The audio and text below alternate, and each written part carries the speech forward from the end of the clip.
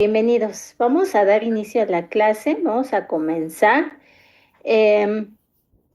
La sesión pasada terminamos de ver a los filósofos humanistas. Hoy vamos a continuar dando paso a los sofistas, ¿vale? Entonces nos quedamos si no mal recuerdo, en esta presentación donde les mencionaba que a diferencia de Sócrates, Platón y Aristóteles, sobre todo en el periodo de Sócrates, surgieron otro grupo de pensadores llamados los sofistas, que tenían ideas totalmente opuestas a las de Sócrates. Los sofistas se caracterizaban por ser maestros de la retórica, enseñar a persuadir, o sea, el arte estaba en la conversación, en la argumentación, y pues bueno, se enfocaban en el hablar bien, porque un punto importante de la oratoria, de la argumentación, pues eran las palabras. Entonces el hablar bien era algo importante, era algo clave para los sofistas. Entonces, de cierta manera, los sofistas pues enseñaban, ¿no? Entonces, enseñaron, no, o sea, aunque eran criticados sobre todo por Sócrates, pues ellos también inculcaban, ¿no? O sea, daban una enseñanza. Entonces, ¿cuáles eran esas ideas principales de los sofistas? El relativismo. La verdad cambia según la persona o contexto. El escepticismo es esa duda de una verdad universal, pues eran totalmente escépticos y eh, pues bueno, vamos a ver ejemplos de las ideas de cada uno de ellos y ustedes me dirán qué visualizan en la actualidad, ¿va? Entonces eran totalmente escépticos. ¿A qué hacer referencia que eran escépticos? A pues que cada persona, imagínense ahorita los que estamos en la clase, cada uno de nosotros tenemos una idea de algún tema en particular, ¿no? Por ejemplo, vayámonos a la IA, ¿no? La inteligencia artificial que en la actualidad, pues bueno, se utiliza para muchas cosas. Podemos ver el lado positivo, pero también el lado negativo. Pero aquí sería un punto total en cuanto a ser escéptico, pues bueno, creer las ideas de uno, en el que las demás ideas o los pensamientos de otras personas pues no influyen en ello. Entonces, pues bueno, tenían esta duda de una verdad universal y retórica, el arte de convencer. O sea, eso es algo sumamente de tiempos actuales, o sea, desde hace más de 2000 años se enseñaba esta parte, pues bueno, en la actualidad eh, sigue estando presente. A diferencia de Sócrates, pues bueno, ellos no buscaban la verdad, entonces pues se dedicaban sobre todo a debatir, a persuadir, a convencer. No enseñaban a filosofar, mientras que Sócrates, Platón y Aristóteles pues sí se adentraban a un pensamiento más profundo. Sin en cambio ellos no. Entonces aquí la filosofía cambia de buscar la verdad a una vida útil.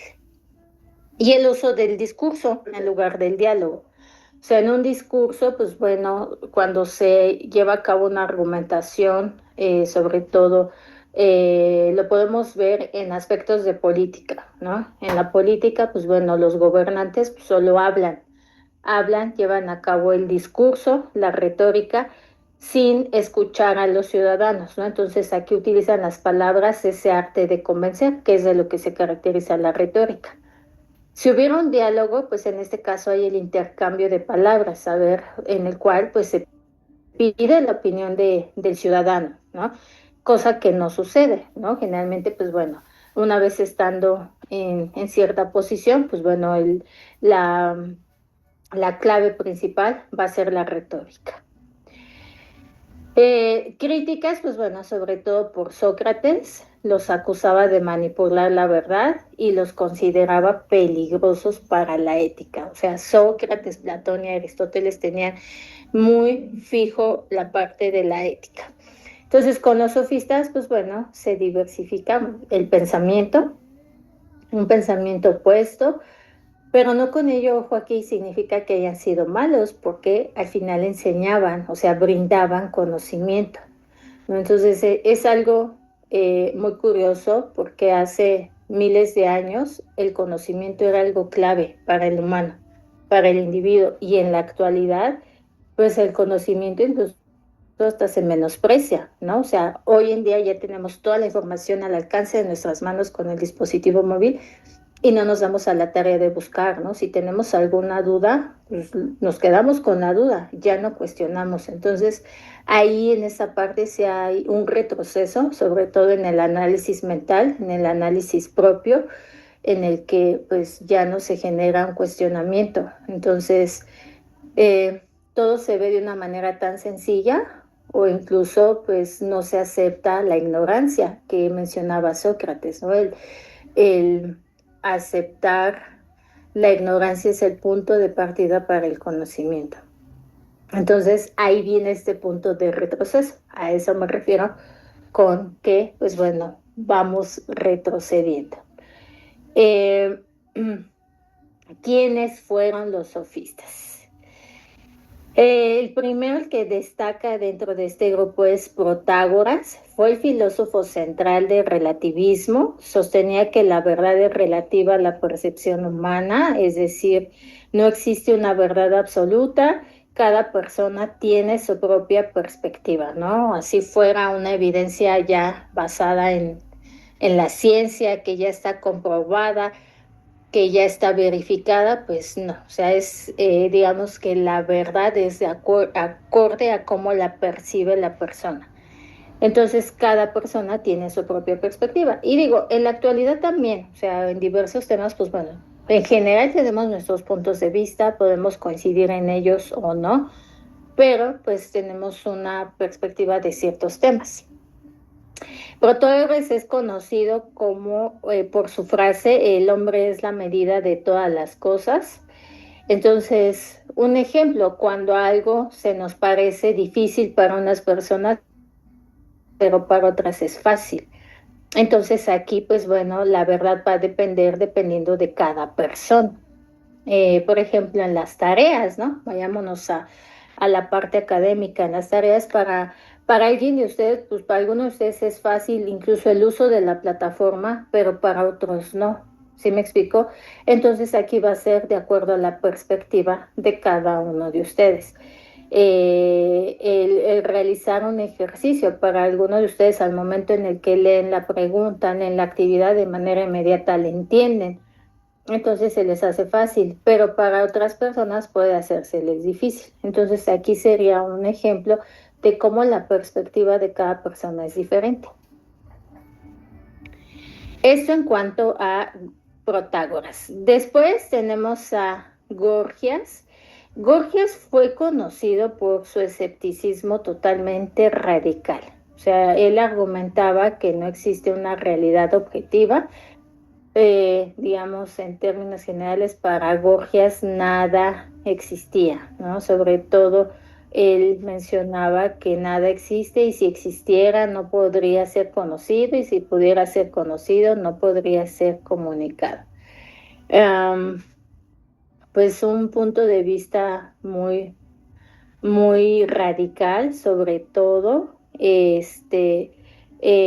a pesar de ellos, pues bueno, le daba ese valor al discurso, a cómo las palabras pueden convencer a cualquier persona, base central de los sofistas. Hipias abogaba por la educación práctica, destacó por su dominio en diversas áreas de conocimiento, desde las matemáticas hasta la retórica, buscando desarrollar una comprensión más aplicable de la realidad, ¿vale? Denme un segundo, permítame tantito.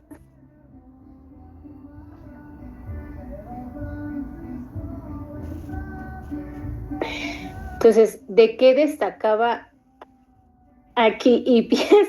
De cómo era importante el saber comunicarse, ¿no? El hablar de manera correcta, y hoy en la actualidad pues sigue sigue sucediendo. O sea, imagínense, si no nos pudiéramos comunicar o expresar la idea que tenemos, pues no entendería la otra persona.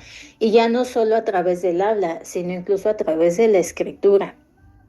Eh, ¿Qué pasa hoy en día? Incluso, la verdad, repito mucho en la actualidad, porque, pues bueno, qué mejor que entender estos pensamientos y estos contextos o cómo veían, cómo cada pensador tenía sus ideas y cómo lo podemos trasladar a la época actual. Eh, en la actualidad escribimos más que antes. ¿Por qué escribimos más que antes? Pues a través de la mensajería instantánea. Pero cometemos muchos errores ortográficos. Algunas veces esos errores pues vienen determinados por la escritura rápida y a veces porque o el hábito, el mal hábito de resumir las palabras. En automático, pues bueno, ya nuestro cerebro se ha familiarizado con ello y expresa, o más bien interpreta la idea, pero la realidad es que en muchas ocasiones la escritura trae demasiadas faltas de ortografía. Entonces, no solo es la comunicación a través del habla, sino también a través de la escritura. Si no se plantea bien las ideas, si no se plantea bien la pregunta, pues esto puede generar que la otra persona no entienda a lo que se refiere.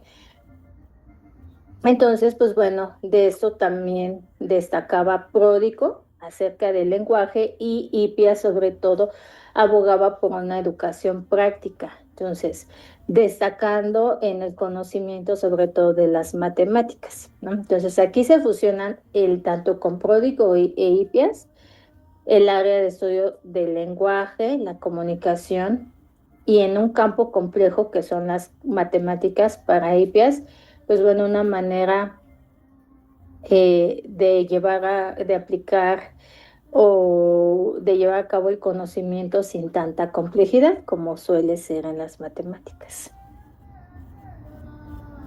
Antifón. Antifón realizó una distinción entre las leyes naturales, que son inmutables, y las leyes universales, que estas están hechas por los seres humanos, las leyes humanas creadas por los hombres y cambiantes. Abogó por una vida más acorde a la naturaleza. Trasimaco desafió las nociones tradicionales de justicia, afirmando que la justicia es el interestatal del más fuerte, sugiriendo que las estructuras políticas y legales son manipuladas por los poderosos para su propio beneficio. Y finalmente Critias. Aquí Critias pues le da ese valor a los mitos.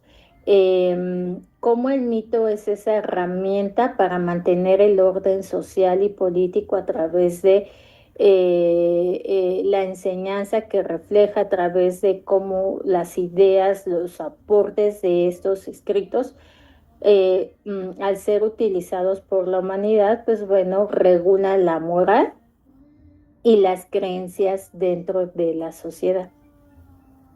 Entonces, todos dieron un aporte al conocimiento. Si resumimos en general, pues bueno, Protágoras lo que enseñaba es que la verdad es totalmente relativa. Gorgias, ese poder de persuasión, de convencer a las personas, de convencer a la multitud. Hippias, las habilidades útiles, ¿no? Sobre todo que no fuera tan complejo. Y Pródico, el uso preciso del lenguaje. ¿Qué podemos ver? Por ejemplo, ya les mencionaba en el caso de la idea de Protágoras, hablábamos acerca de que la realidad en ciertas cosas, en ciertas situaciones, puede ser diferente de acuerdo a la perspectiva de cada persona. Si nos vamos a un ejemplo de Gorgias en la actualidad, ¿qué sería? Ese arte de ese poder de la persuasión. ¿En qué ejemplos hoy en día podemos ver este pensamiento de Gorgias?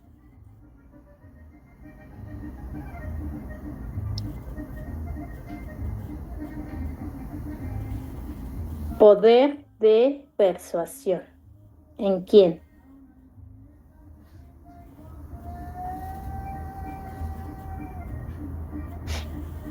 ¿Nadie?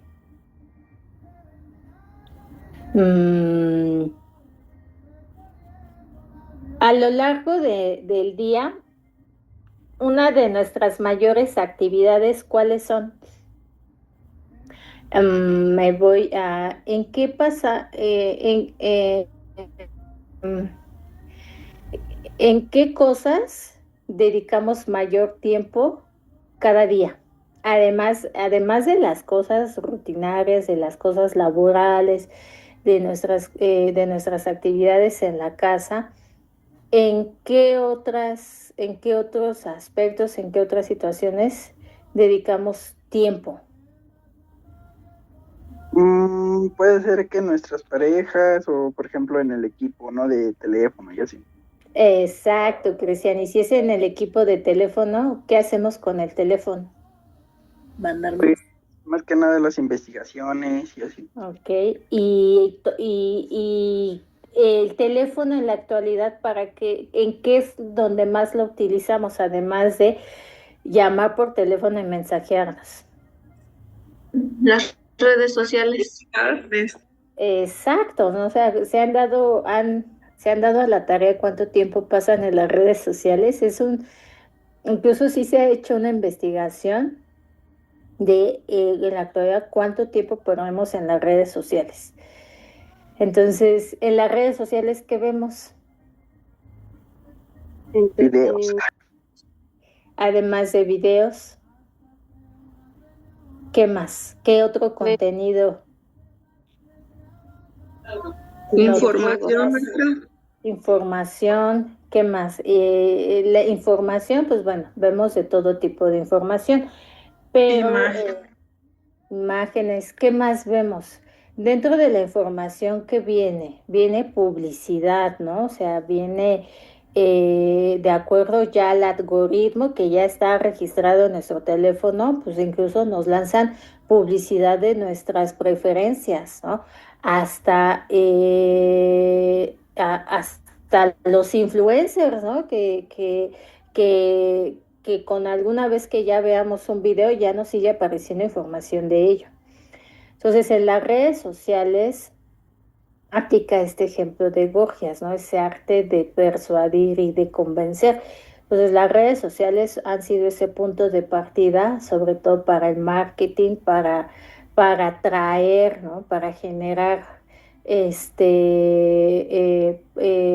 pues bueno, en este caso, vender un producto o un estilo de vida. Incluso pues ya no solo eso, ¿no? Hasta el propio individuo, ¿no? O sea, mostrarse de manera, en diversos aspectos con tal de seguir atrayendo, ¿no? O sea, a partir de lo visual. Entonces aquí aplicaría ese pensamiento de Gorgias, ¿no? Es el arte de la persuasión a través de las imágenes. Y con ello, pues bueno, nos hemos preguntado, ¿es real esto o no es real? ¿No? ¿O qué me está aportando este contenido al estarlo viendo, este, al permanecer tiempo ahí, minutos, segundos, lo que pasemos en las redes sociales? Entonces aquí vemos ese poder de la persuasión.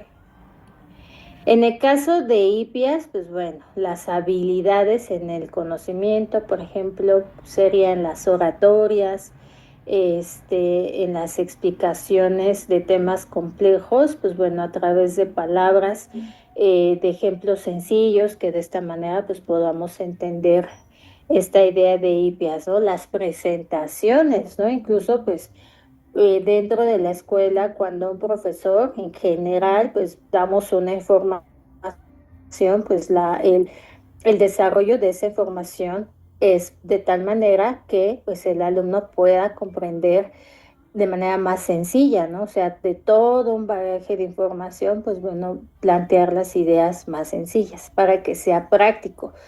Eh, en algún momento hemos aplicado, o les aseguro que van a aplicar pensamiento de Hippias, sobre todo el enseñar de manera fácil, ¿no? No tan complejo. Pródigo, pues bueno, a través del lenguaje, las palabras, el arte de la comunicación, el arte del habla. De igual manera lo vemos en el marketing, lo vemos en la publicidad, lo vemos en los políticos, ¿no? Cómo plantean una estructura a través de su discurso para que de esta manera, pues bueno, convenzcan a las personas. Estos serían ejemplos que nos podemos encontrar en la actualidad con cada uno de estos pensadores. Critias, pues bueno, en la actualidad al leer los mitos, pues aprendemos algo de ellos, ¿no? Que justo pues regulan la moral y las creencias dentro de las sociedades. Perfecto. ¿Dudas hasta aquí sobre los sofistas? ¿Todo bien? Todo bien.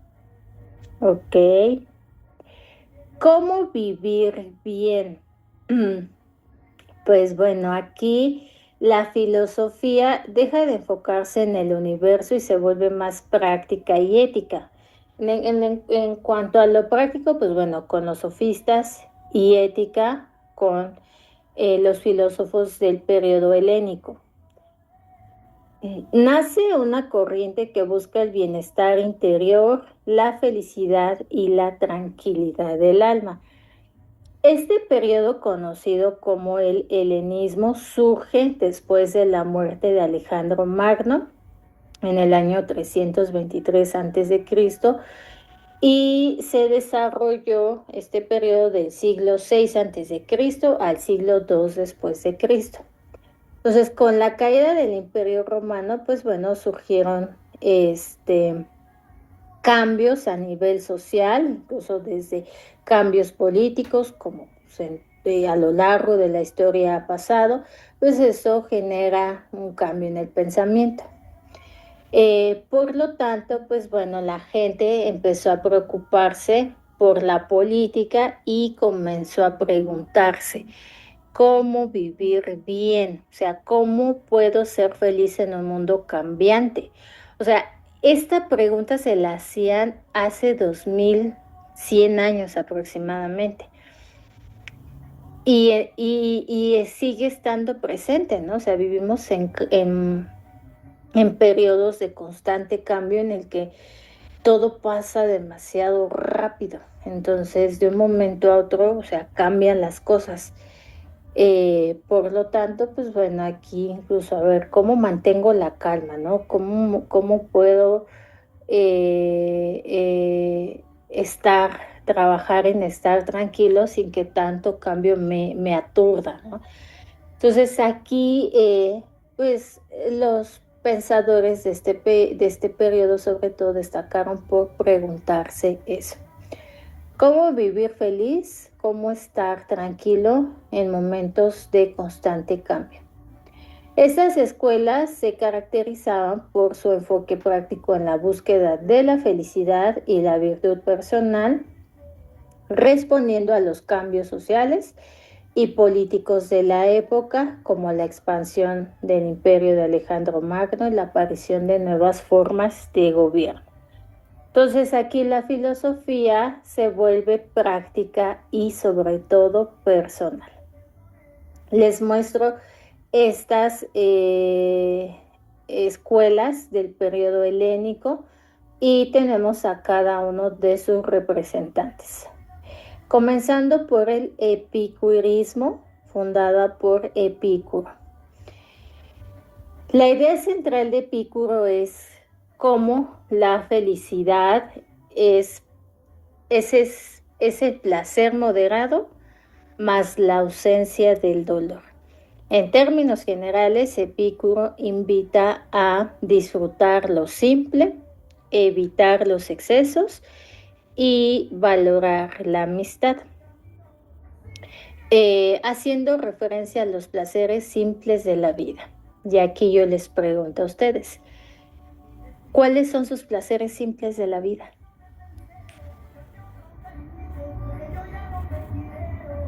¿Qué disfrutan ustedes? Dormir, descansar. Sí, Nayeli, yo creo que coincido mucho contigo. Ese es uno de los placeres o sea, ya esperamos la noche, ¿no? O sea, incluso yo creo que me incluyo, o sea, el llegar a la cama es, o sea, es abrazarla y es el momento en el que uno se siente, no, o sea, aumenta la alegría y es algo tan Descansa el alma. sí, es descansa el alma, tan satisfactorio, tan solo el hecho de acostarse en la cama ya es algo que en estos momentos es tan valioso Sí. y cómo duele pararse de la cama, ¿no? Entonces, si coincido contigo, es uno de los placeres simples de la vida que en la De la actualidad vida.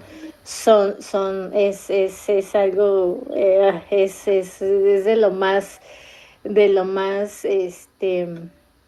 Reconfortable. exacto, Nayeli. Perfecto, muy bien. ¿Qué otro más? De aquí ya Nayeli nos compartió un placer simple de la vida. ¿Qué otro placer simple de la vida tienen? Tomar café. Ok, incluso hasta pareciera luego algo invalorado, o sea, no, que no lo valoramos, pero el estar tranquilos y disfrutar una bebida, hasta un vaso con agua. Porque muchas veces tomamos bebidas, comemos tan solo en la comida, ¿no? Muchas veces, ¿cuántas veces comemos rápido y ni disfrutamos el alimento, apreciar los sabores? O sea, dentro de esos placeres también está la comida. Como vivimos muy a las prisas, pues el tiempo que dedicamos justo a nutrir a nuestro cuerpo, entonces desde aprovechar una taza de café, ¿no? Tan rico que es. En las mañanas a veces nada más es un sorbo, dos sorbos y vámonos, ¿no? Pero el sentarse y disfrutarlo, solos, incluso hasta acompañados. Entonces ese también sería un placer simple de la vida. ¿Qué otros más tienen? Bailar. Bailar, claro, para los que les gusta bailar, o sea, ahí hay en las cosas que nos gustan hacer, uno se despeja por completo de todo, ¿no? Olvida todas las inquietudes, todo ese ruido mental del día, de la semana. Gabriela dice, descansar bajo la sombra del sol.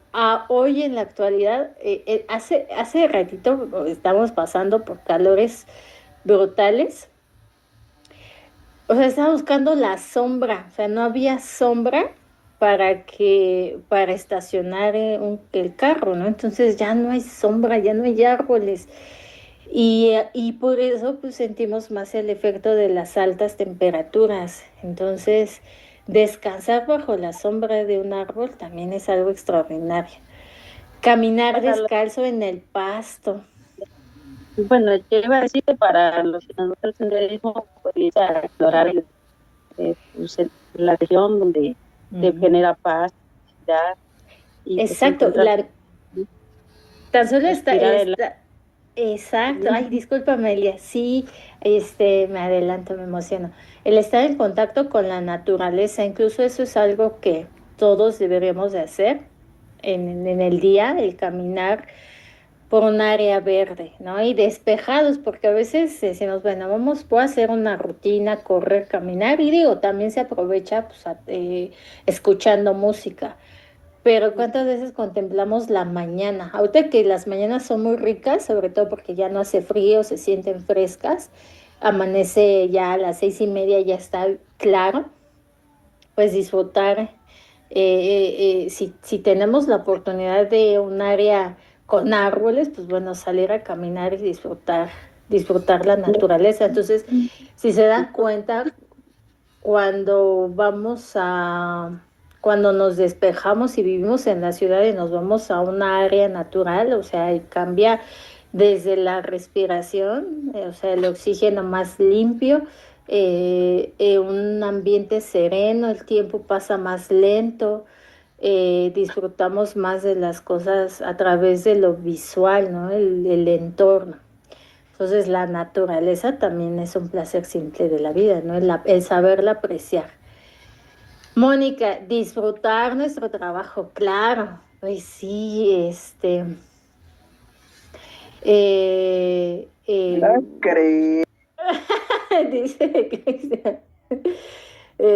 Por eso me quedé pensando, porque pues bueno, a lo mejor habrá quien no esté en esa situación que pasa, ¿no? O sea, pasa y si trabajamos si nuestro trabajo nos gusta, o sea, eso es algo que tenemos que valorar mucho. Mónica dice, yo sí lo disfruto. Cristian dicen, yo no tanto. Sí, la Es verdad que es que también, luego sí está pesado ahorita, por ejemplo, con el calor. Bueno, yo me dedico a vender, ¿no? Por ahora.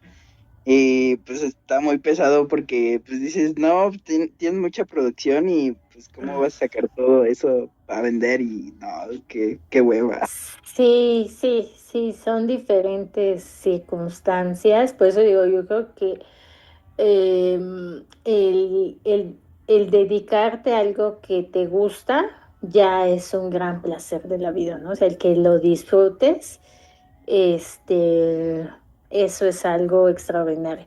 Mónica nos dice que colabora en una fundación y realizan grabación de podcast. Órale, qué padre, Mónica, nos deberías de compartir la fundación en la que estás. Nayeli nos dice disfrutar de un día nublado y lluvioso. Sí, compártenos el link de la fundación en la que trabajas y si ya realiza podcast, adelante, compártenoslo. Sí, hay quienes adoran el clima frío, ¿no? O sea, la etapa invernal, este, la lluvia, sobre todo ahorita que hace calor, pues bueno, luego no estamos conformes con nada. Si hace mucho frío, que porque hace mucho frío. Si hace calor, que porque hace mucho calor. Que si llueve, que porque está lloviendo. Entonces, también en disfrutar la lluvia es algo extraordinario, ¿no? Caminar bajo la lluvia a veces no, por no querernos mojar, pero pues no disfrutamos de esta parte que la naturaleza nos da. A eso se refería Epicuro, a disfrutar los placeres simples de la vida, dejando a un lado principalmente aquello que agobia, ¿no? La ausencia del dolor.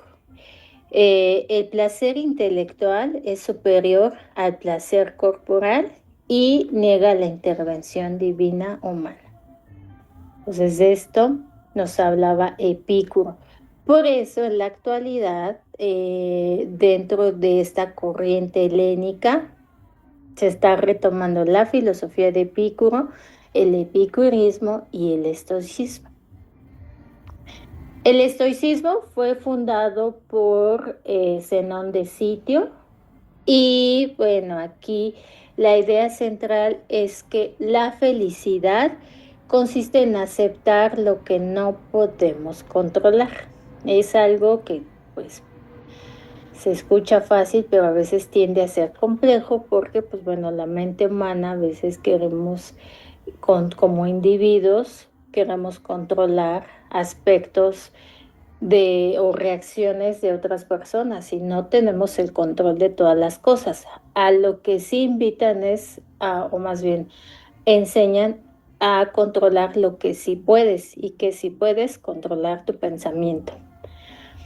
La virtud es el único bien verdadero y debe vivirse en armonía con la razón y la naturaleza.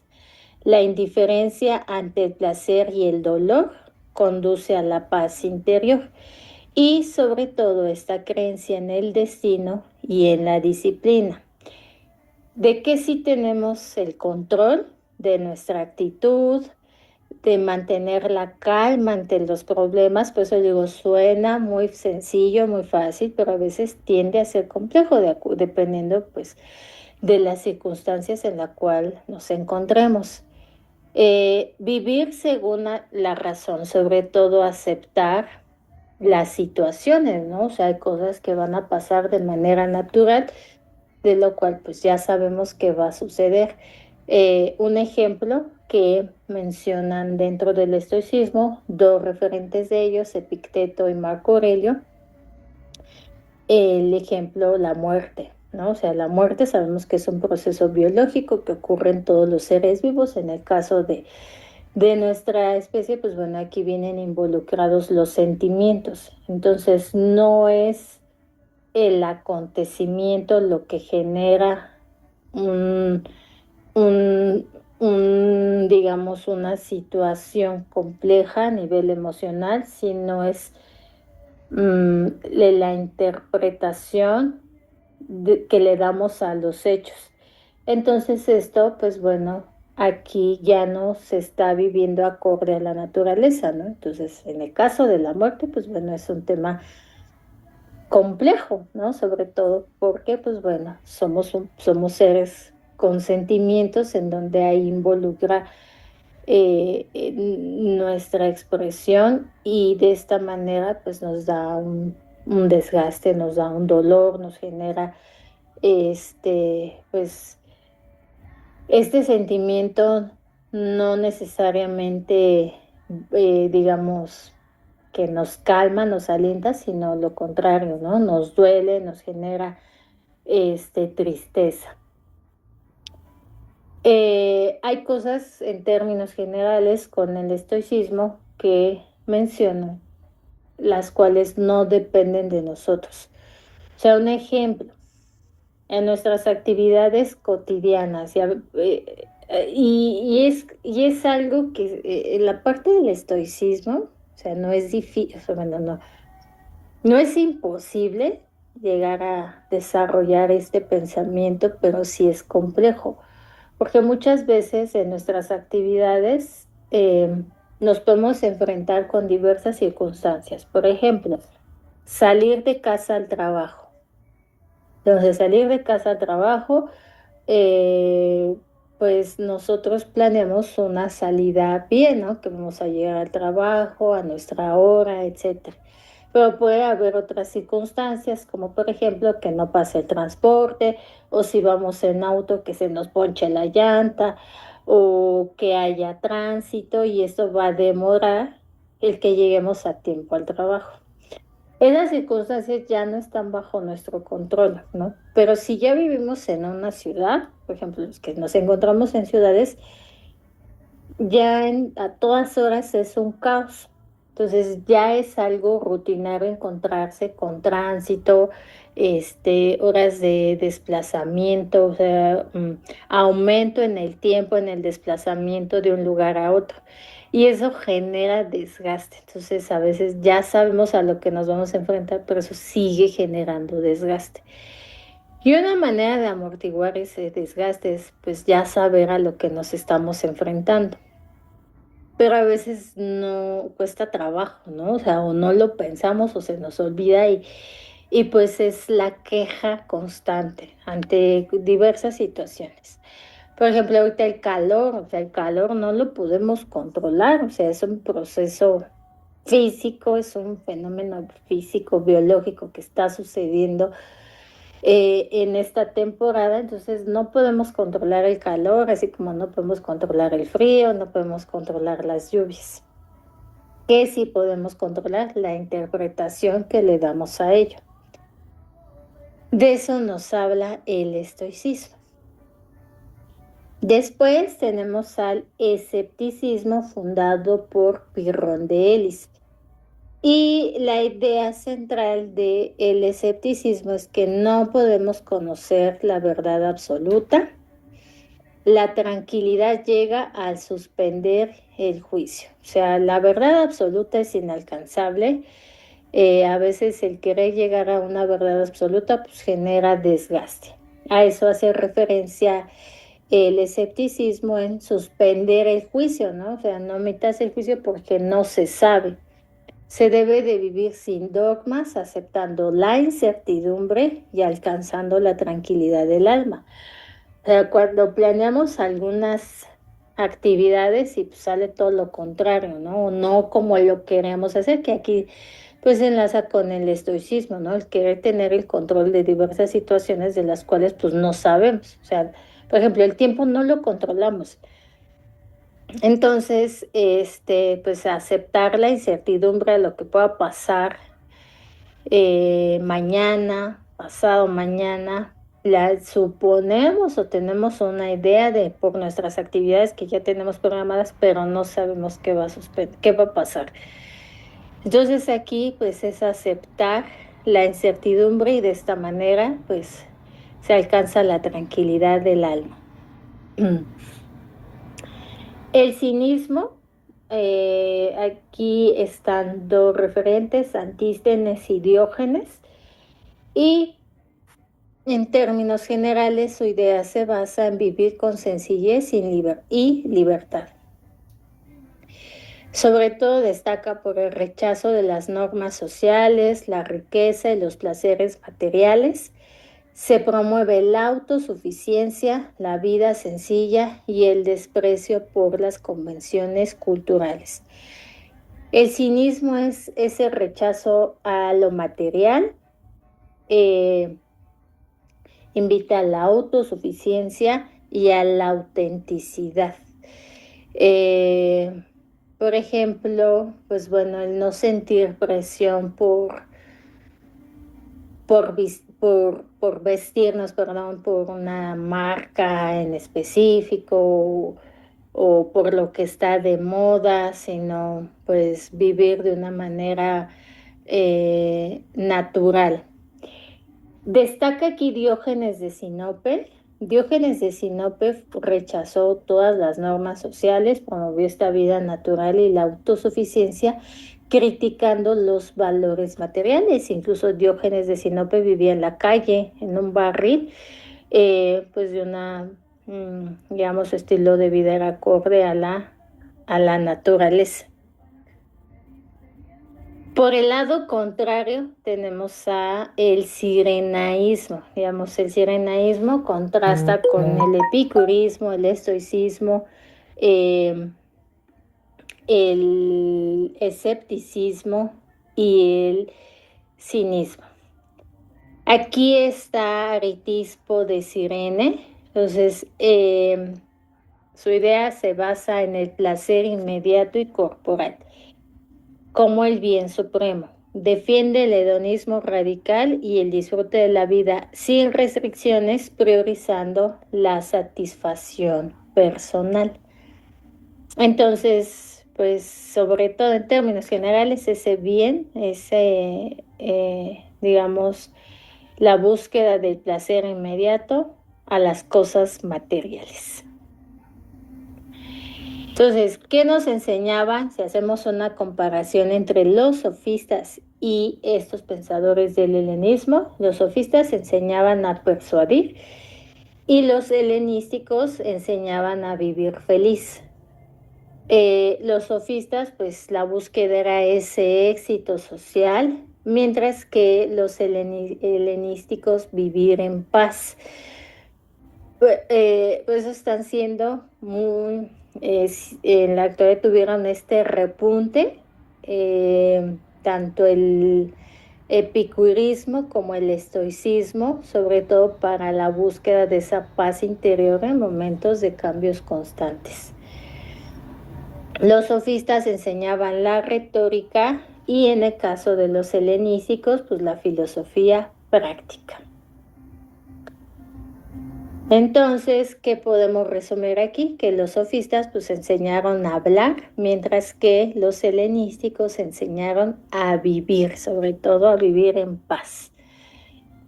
¿Dudas, comentarios sobre estas dos corrientes? No, ninguna. No, ninguna. Gracias.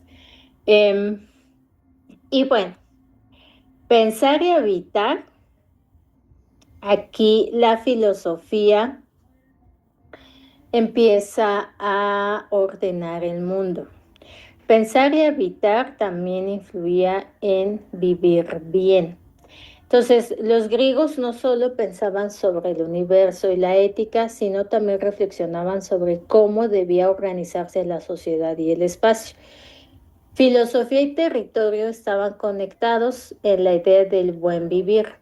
requería un entorno ordenado, justo y bello.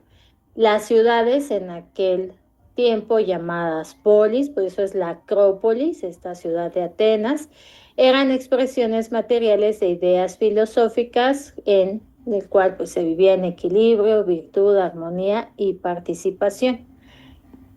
Y si recuerdan en la clase pasada, cuando hablábamos en los aspectos de geografía humana, pues en términos generales dimos esta introducción justo a cómo era la organización de las ciudades. Las polis es ese lugar donde se vive y se piensa la virtud, sobre todo las ciudades, pues va a tener un aumento en la población y de esta manera acceso a los recursos. No solo destacaban por ser un lugar físico, sino un proyecto de convivencia ética y política. Y pues era un espacio de formación del ciudadano donde se debatía, se educaba y se ejercía la virtud. Tenía instituciones como el Ágora, esta plaza pública, y la Paideia, donde se llevaba a cabo la educación. Y aquí vemos fotografías de la Acrópolis, el Ágora, las murallas, el teatro y los templos. Entonces, la idea de comunidad estaba guiada por la justicia, el orden y el bien común. Posterior a ello, Roma toma estas ideas griegas en donde adapta la visión, una visión imperial y funcional. Entonces, las ciudades romanas durante el Imperio Romano destacaban por ser un símbolo de autoridad, control y civilización, donde había elementos importantes como por ejemplo el foro, donde se debatía y se impartía la ley, templos, el respeto a los dioses, teatros y termas, el bienestar común. Y de esta manera Roma empieza a organizar su imperio desde una visión racional y jerárquica del espacio. ¿Qué nos encontramos hoy en las ciudades? Pues en las ciudades hay espacios lúdicos, donde hay parques, centros comerciales, áreas de distracción como teatros, museos, donde pues, en la actualidad hay convivencia, ¿no? En el caso del gobierno, ¿no? Las instituciones de gobierno, los palacios municipales de cada municipio, de cada alcaldía, incluso templos, iglesias, santuarios, ¿qué más? Escuelas donde se imparte la educación, centros de salud, hospitales para el bienestar de los ciudadanos. Entonces, desde ahí viene esa cosmovisión de una ciudad. Vivir bien es también habitar bien. El espacio que habitamos refleja cómo pensamos. O sea, construir ciudades era construir una forma de vida en donde lo físico y lo ético están unidos en la filosofía antigua y pues bueno, mantienen esa visión años posteriores. Pregunta final de este tema. ¿Cómo organizamos nuestro entorno hoy para vivir mejor? Plantéensela a ustedes, o sea, ¿qué realizamos en la actualidad? ¿Cómo nos organizamos para vivir mejor? El buen vivir comienza con el pensamiento, pero se realiza en el espacio. Desde el espacio es algo también sumamente importante que justo les preguntaba la sesión de la clase de hace 8 días. El lugar donde vivimos, el lugar donde nacimos ha influido en nuestra manera de pensar, en nuestra manera de cómo, en nuestra manera de desarrollarnos, de cómo aprendemos, de cómo vivimos. Pues la realidad es que sí, pero también todo parte desde nuestro espacio interno, ¿no? Desde nuestro hogar. ¿Dudas, comentarios sobre estos temas? No. Gracias. No, Miss, ninguna. Gracias, Sandra. Rosaelia, ¿dudas? Todo bien, muy bien. Ok, gracias. ¿Los demás? ¿Dudas? Maestra, yo tengo una duda. Sí, Nayeli, adelante. ¿Sí me podría auxiliar diciéndome qué diferencia hay entre los sofistas y los helenistas? Ujú. Los sofistas, vámonos a regresar. Los sofistas enseñaban a hablar, Ok. mientras que los helenísticos enseñaban a vivir en paz, ¿no? Iban en la búsqueda de vivir feliz. Ok, maestra. La idea de de los sofistas es la retórica, justo al hablar, al enseñar a hablar, ese arte de convencer.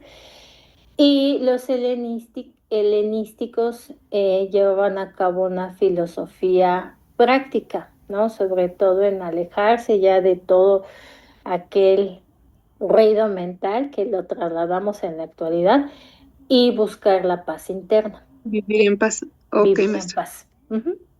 Muchas gracias, maestra. No, de nada, Nayeli. Gracias, Jessica. Mónica nos dice, desde la construcción de casas con espacio específico como recámara, sala, donde nos ayuda a vivir bien, sí, incluso el ordenar nuestro entorno, eh, porque de esta manera cuando tenemos un entorno ordenado, pues nuestra energía incluso hasta fluye. Claro, a lo mejor va a haber ocasiones en las cuales por diversas actividades que tengamos no lo podemos ordenar, pero cuando llevamos a cabo un orden interno, o sea, todo parte desde el espacio, ¿no? Incluso hasta donde trabajamos, o sea, por practicidad, por realizar las actividades sin algún riesgo, pues el orden es algo fundamental. A eso también se referían, eh, estos filósofos, ¿no? O sea, todo comienza desde el entorno, cómo organizamos nuestro entorno hoy para vivir bien, para vivir mejor. Y de esta manera, pues también comienza en el pensamiento, pero se realiza en el espacio. Ok.